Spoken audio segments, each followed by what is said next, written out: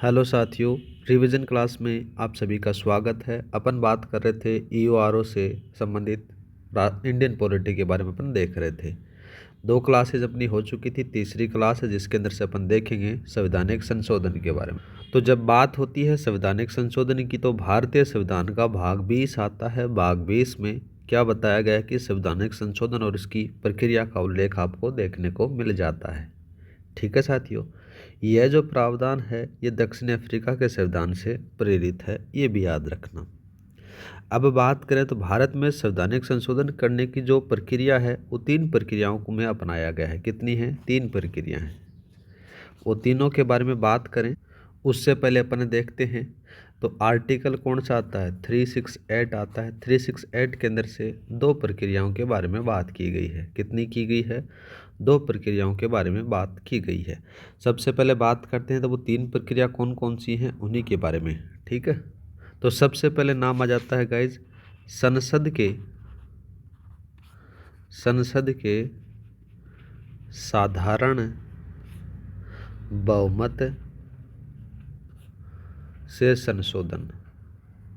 इसके बारे में बात करते हैं कि इसमें क्या बात की गई है। इसके अंदर से इसमें बात करें तो संविधान के कुछ ऐसे प्रावधान हैं जो सामान्य महत्व हैं जिसके अंदर से संशोधन करने के लिए संविधान की संरचना में कोई प्रभाव नहीं पड़ता है। उसमें संशोधन करने के लिए केवल संसद के अंदर से क्या होता है कि सामान्य बहुमत की प्रक्रिया को अपनाया जाता है।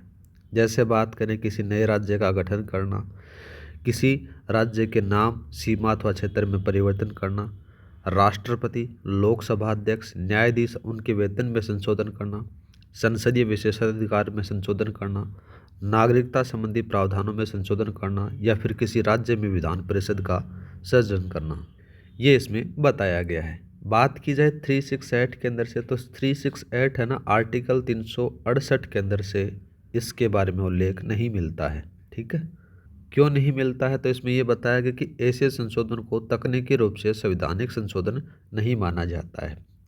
आगे बात करते हैं, सेकंड आ जाता है गाइज कि संसद के विशेष बहुमत, संसद के विशेष बहुमत से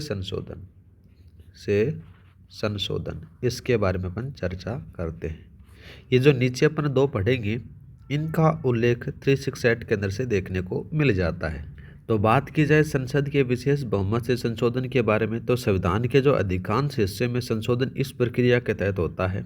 कौन से में? इस जो अपन सेकंड पढ़ रहे हैं, जिसमें से किसी विधेयक को पारित करने के लिए संसद के दोनों सदनों में के 2/3 सदस्यों का होना आवश्यक होता है। मतलब उन 2/3 सदस्यों का बहुमत होगा तभी जाकर वो संशोधन होगा, अदरवाइज नहीं होता है। ठीक है, तो ये 368 में आपको देखने को मिल जाता है। तीसरा बात करते हैं, तीसरा नाम आ जाता है कि संसद के विशेष बहुमत के साथ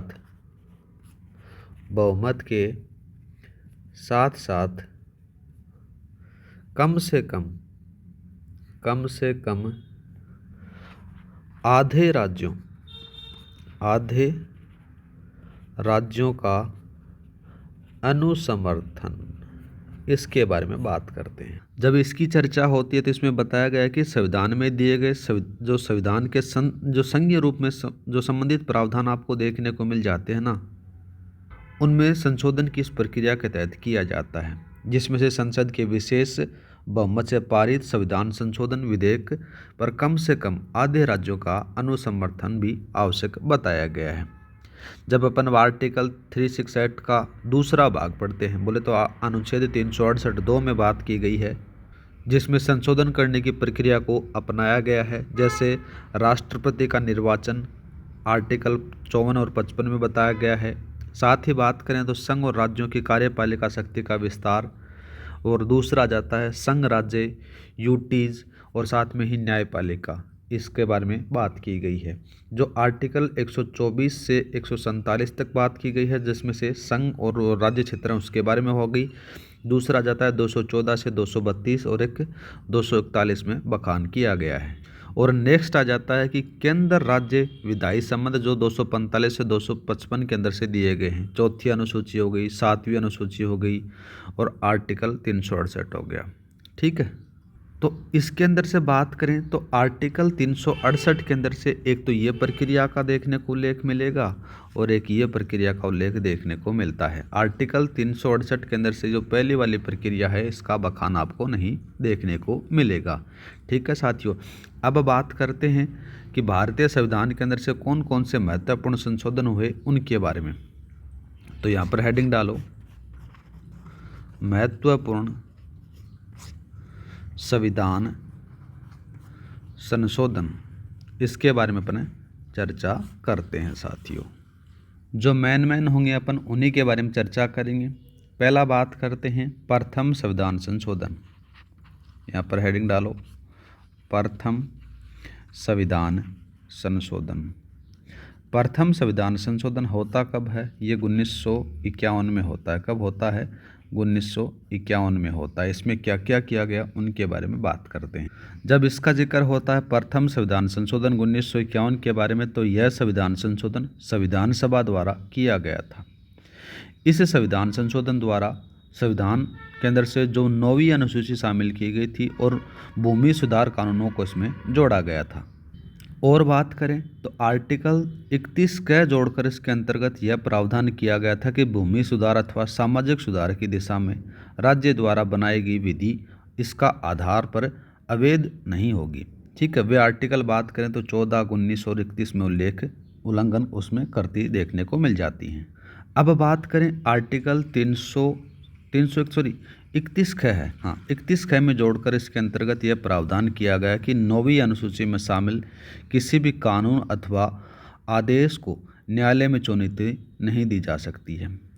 फिर बात करते हैं अपन अनुच्छेद 15(4) में जोड़कर क्या किया गया कि उसके अंतर्गत यह प्रावधान किया जाता है कि अनुसूचित जाति, जनजाति और सामाजिक शैक्षिक दृष्टि से पिछड़े हुए वर्गों के लिए विशेष राज्य का उपाय किया जाएगा। ठीक है, तो ये इसमें बताया गया है पहले संवैधानिक संशोधन के अंदर से। अब बात करते हैं जो इम्पोर्टेंट है उसका नाम आ जाता है 7वां संविधान। 7वां संविधान संशोधन। 7वां संविधान संशोधन होता कब है? ये 1956 में होता है। जो मोटा मोटी तौर पर बात करें तो इस संविधान संशोधन द्वारा राज्यों का पुनर्गठन करते हुए पूर्व में प्रचलित राज्यों की 4 श्रेणियां बताई गई थी, ABCD। उनको क्या कर दिया जाता है? समाप्त कर पहली बार अनुसूची में राज्यों को 2 श्रेणियों का निर्धारण किया गया था। ठीक है, कब किया गया था? 7वें संविधान संशोधन के अंतर्गत किया गया था। जब अपन पढ़ते हैं आर्टिकल 153, तो आर्टिकल 153 में संशोधन कर यह प्रावधान किया गया कि एक ही व्यक्ति है वो 2 या 2 से अधिक राज्यों का राज्यपाल हो सकता है। ये भी 7वें संविधान संशोधन में किया गया था। 2 या 2 से अधिक राज्यों के अंदर से सामूहिक न्यायालय की स्थापना भी की जा सकती है। ये भी 7वां संविधान संशोधन कहता है। ठीक है, फिर बात करते हैं, नेक्स्ट आता है 21वां संविधान संशोधन। 21वां संविधान संशोधन होता कब है? ये 1967 में होता है। इसके बारे में बात करें तो 8वीं अनुसूची में सिंधी भाषा को 15वीं भाषा के रूप में शामिल किया जाता है। ठीक है, फिर बात करते हैं 21वीं के बाद में 24वां संविधान संशोधन। कौन सा? 24वां। ये कब होता है? ये 1971 में होता है। इसमें क्या था? 24वां संविधान संशोधन जब अपन पढ़ते हैं तो इसमें बात की गई है कि आर्टिकल 13(4) में को जोड़कर यह प्रावधान किया गया कि मौलिक अधिकारों में संविधान संशोधन किया जा सकता है। जब अपन पढ़ते हैं आर्टिकल 368 में संशोधन कर प्रावधान किया गया कि संसद द्वारा पारित किसी भी संवैधानिक संशोधन विधेयक पर राष्ट्रपति अपनी स्वीकृति नहीं रोकेगा। अर्थात बात करें तो राष्ट्रपति से हेतु बाध्य नहीं किया गया है। मतलब इसके लिए बाध्य कर दिया गया है कि अगर वो स्वीकृति रोक नहीं सकता है राष्ट्रपति, ये याद रखना। 24 हो गया। फिर बात करते हैं कौन सा? 25वां संविधान संशोधन। 25वां संविधान संशोधन के बारे में अपन बात करें तो ये कब होता है? 1971। अगर ये भी 1971 में ही होता है। इसमें क्या था? इसमें यह था कि अनुच्छेद 31 ग जोड़कर यह प्रावधान किया गया कि अनुच्छेद 39B तथा अनुच्छेद 39C की अनुपालना में राज्य द्वारा बनाई गई किसी विधि अथवा किए गए किसी कार्य को इस आधार पर न्यायपालिका में चुनौती नहीं दी जा सकेगी जो आर्टिकल 14, 19 और 31 का उल्लंघन करते हों। ठीक है, ये बात की गई थी 25वें संविधान संशोधन के अंदर से। 25वां हो गया। फिर इसके बाद में बात करते हैं 35वां संविधान संशोधन। 35वां संविधान संशोधन के बारे में जब जिक्र करें तो कौन सा जाता है, 1974 में ये होता है। इस संशोधन द्वारा सिक्किम को क्या किया जाता है, सिक्किम होता है उस सिक्किम को एसोसिएट स्टेट राज्य का दर्जा प्राप्त होता है। फिर आता है 36वां संविधान संशोधन। 36वां संविधान संशोधन 36वां संविधान संशोधन होता कब है, ये भी याद रखना, ये 1975 में होता है। इस संशोधन के द्वारा सिक्किम को पूर्ण रूप से राज्य का दर्जा देते हुए 22वें राज्य के रूप में शामिल किया जाता है। फिर 36 हो गए। 37वां नहीं अपन पढ़ेंगे, फिर इम्पोर्टेंट आ गया 35, 36 और फिर आ जाता है 41वां संविधान संशोधन। जो इम्पोर्टेंट है अपन उन्हीं के बारे में डिस्कस कर रहे हैं क्योंकि अपन रिवीजन कर रहे हैं। 1976 का 1976 में क्या कहता है कि राज्य लोक सेवा आयोग और संयुक्त लोक सेवा आयोग के सदस्यों की जो आयु सीमा है वो 60 वर्ष से बढ़ाकर कितनी कर दी जाती है, 62 वर्ष कर दी जाती है। 41वां हो गया। फिर बात करते हैं 42वां संविधान संशोधन। 42वां संविधान संशोधन होता कब है, ये भी 1976 में ही होता है। ये थोड़ा इम्पोर्टेंट है, याद रखना। इसे लघु संविधान या फिर मिनी कॉन्स्टिट्यूशन भी कहा जाता है। प्रस्तावना के 3 शब्द शामिल किए जाते हैं, समाजवादी, पंथनिरपेक्षता और अखंडता, जो 42वां संविधान संशोधन होता है उसी के अंतर्गत है। और 4 नए नीति निर्देशक तत्व भी शामिल होते हैं। आर्टिकल 39F, आर्टिकल 39A और आर्टिकल 43A और आर्टिकल 48A को शामिल किया जाता है। ठीक है। और बात करें तो इस संवैधानिक संशोधन के अंदर क्या होता है कि संविधान के भाग 4 के शामिल करने के अंतर्गत अनुच्छेद 51 के जोड़कर 10 मौलिक कर्तव्य शामिल किए गए थे। ठीक है गाइस, आगे बात करते हैं। ये थोड़ा सा इम्पोर्टेंट है, पहले ये लगा लो, बहुत बार सवाल पूछा जाता है इससे। एक और आ जाता है आर्टिकल 81 और आर्टिकल 82 में संशोधन कर लोकसभा तथा विधानसभा में परिसीमन हेतु 1971 की जनगणना को निर्धारित कर दिया गया तथा लोकसभा तथा विधानसभा की जो सीटें थी के अंदर बारे में बात, जो सीटें थी वो 2000 के बाद में होने वाली जनगणना तक यथावत रहने का प्रावधान किया गया था। लोकसभा तथा विधानसभाओं का कार्यकाल है वो 5 वर्ष से बढ़ाकर कितना वर्ष कर दिया जाता है, 6 वर्ष कर दिया जाता है। ये सारी की सारी चीज़ अपन 42वां संविधान संशोधन पढ़ रहे हैं उसके अंतर्गत है, इम्पोर्टेंट है ये संविधान संशोधन। ठीक है। आर्टिकल 74(1) में बात करें तो आर्टिकल 74(1) में संशोधन कर राष्ट्रपति को मंत्रिपरिषद की सलाह मानने के लिए बाध्य कर दिया गया था। 7वीं अनुसूची में संशोधन कर राज्य सूची में 4 विषय समाप्त कर दिए गए, उनको क्या कर दिया गया, समवर्ती सूची में शामिल कर दिया गया था। जैसे वन हो गया, वन्य जीव हो गया, पक्षियों का संरक्षण, शिक्षा और जो मापतोल हैं उनको शामिल किया जाता है। समवर्ती सूची के 2 अन्य नए विषय हैं उनको शामिल किया जाता है, जिसमें से न्याय प्रशासन आ गया, जनसंख्या नियंत्रण और आ गया, एक और आ जाता है परिवार नियोजन। परिवार नियोजन और जनसंख्या नियंत्रण एक ही हैं, ये भी याद रखना। ठीक है। फिर बात करते हैं, नेक्स्ट आता है कौन सा, 44वां संविधान संशोधन। तो लिखते हैं अपन 44वां संविधान। तो 44वां संविधान संशोधन होता है 1978 को होता है, और ये भी इम्पोर्टेंट लगा लो साथियों। ऊपर वाला ज़्यादा इम्पोर्टेंट है, नीचे वाला थोड़ा सा कम है, पर इम्पोर्टेंट है दोनों के दोनों। इस संशोधन के द्वारा क्या होता है कि संपत्ति के अधिकार तथा संपत्ति की जो स्वतंत्रता आर्टिकल 19(1) चेक को मौलिक अधिकारों की श्रेणी से समाप्त करने के बाद में कानूनी अधिकार के रूप में 300 क में स्थापित कर दिया जाता है। ठीक है। एक और बात करते हैं तो आर्टिकल 38(2) के अंदर से बात किया गया कि एक नया नीति निर्देशक तत्व शामिल किया जाता है। फिर एक और आता है 74वां आर्टिकल 74(1) के अंदर से बात की गई कि राष्ट्रपति मंत्रिपरिषद द्वारा दी गई सलाह को पुनर्विचार के लिए लौटा सकता है तथा पुनर्विचार के उपरांत दी गई सलाह के अनुसार ही कार्य करेगा। फिर बात करते हैं अनुच्छेद 352 जो 44वां संविधान संशोधन के अंतर्गत ही आ जाता है। इसमें से कुछ संशोधन होते हैं कि आंतरिक अशांति जो शब्द है वो समाप्त कर सशस्त्र विद्रोह शब्द जोड़ा गया था। ठीक है। दूसरा बात करते हैं तो यह प्रावधान किया गया कि राष्ट्रपति ऐसी उद्घोषणा मंत्रिमंडल के लिखित परामर्श के आधार पर ही करेगा।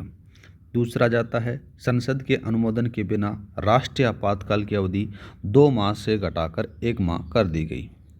तीसरा जाता है इस आपातकाल के लिए संसद में अनुमोदन हेतु साधारण बहुमत के स्थान पर विशेष बहुमत का प्रावधान किया गया था।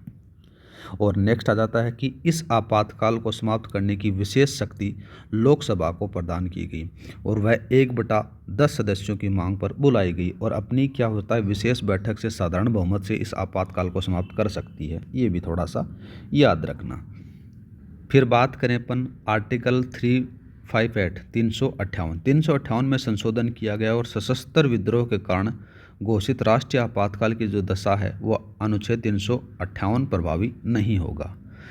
58 एक और दूसरा आता है आर्टिकल 359 359 आता है जिसमें संशोधन किया जाता है कि इसमें से अनुच्छेद 20 और 21 को किसी भी दशा में निलंबित नहीं किया जाएगा। ठीक है। और बात करते हैं इसमें लोकसभा तथा विधानसभा का जो कार्यकाल है यहाँ पर पुनः घटा दिया जाता है और 5 वर्ष कर दिया जाता है। पहले 6 वर्ष कर दिया गया था और बाद में वापस कितना कर दिया गया, इसमें से कर दिया जाता है 5 वर्ष कर दिया जाता है। तो ये 44वां संविधान संशोधन है। नेक्स्ट बात करते हैं साथियों कौन सा 52वां संविधान संशोधन।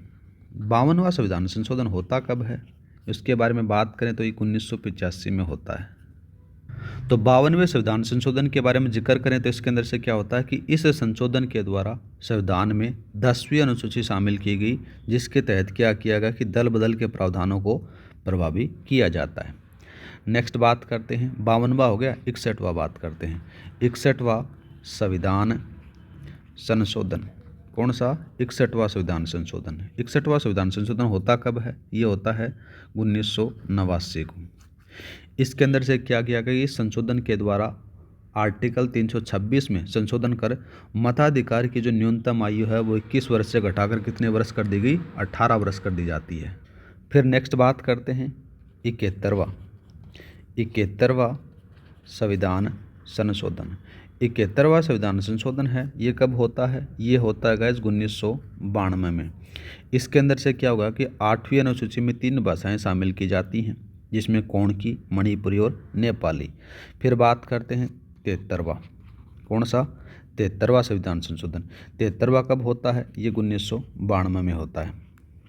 ठीक है। इसके अंदर से क्या किया गया कि इस संविधान संशोधन के द्वारा भारतीय संविधान का भाग कौन सा है 9वां जोड़कर उसमें से 243 से 243 अण तक कुल 16 अनुच्छेद शामिल कर पंचायती राज संस्थाओं में संवैधानिक मान्यता प्रदान की जाती है।